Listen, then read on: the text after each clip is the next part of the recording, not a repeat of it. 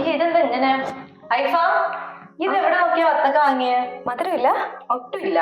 ഷെടാ, കഴിഞ്ഞ പ്രാവശ്യം വാങ്ങിച്ചത് ഇതേ പോലെയായിരുന്നു. ഈ നോമ്പായതുകൊണ്ട് കഴിച്ചു വെക്കാൻ പറ്റില്ലല്ലോ. അത് കുട്ടിക്ക് വത്തക്ക നോക്കി വാങ്ങാൻ അറിയാത്തന്റെ പ്രശ്നമാണ്.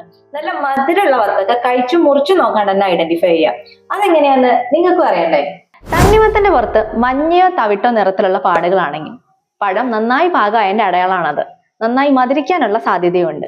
എന്നാൽ പകരം വെളുത്ത പാടുകളാണെങ്കിൽ മധുരം അല്പം കുറവായിരിക്കും. വത്തക്കയില് തട്ടി നോക്കിയിട്ട് ഒരു ഹോളോ സൗണ്ട് ആണ് വരുന്നതെങ്കിൽ അത് ഫുള്ളി റൈപ്പൺ ആൻഡ് സ്വീറ്റ് ആയിരിക്കും. പകരം ഒരു ഹാർഡ് ശബ്ദമാണ് വരുന്നതെങ്കിൽ അത് ഒട്ടും പാകമായി കാണില്ല. ഇനി സ്കിൻ പാറ്റേൺ നല്ല കട്ടിയുള്ളതാണെങ്കിലോ നല്ല കോൺട്രാസ്റ്റ് ഉള്ള കറുപ്പ് പച്ച വരകൾ ഉള്ളവയോ ആണെങ്കിൽ നല്ല പാകമായിട്ടുള്ള പഴമായിരിക്കും ഇത്. ഈ തണ്ണിമത്തൻ കയ്യിലെടുക്കുമ്പോൾ വലുപ്പത്തെക്കാൾ കൂടുതൽ ഭാരം അനുഭവപ്പെടുന്നുണ്ടെങ്കിൽ അത് വളരെ നല്ലതും ജ്യൂസി ആയിരിക്കും. ഇനി ഭാരം കുറവാണെങ്കിലോ അകത്ത് കാമ്പ് വളരെ കുറവായിരിക്കും. ഇനി കളിയിൽ അല്പം കാര്യം പഠിച്ചാലോ? So stay tune with കലേബോ.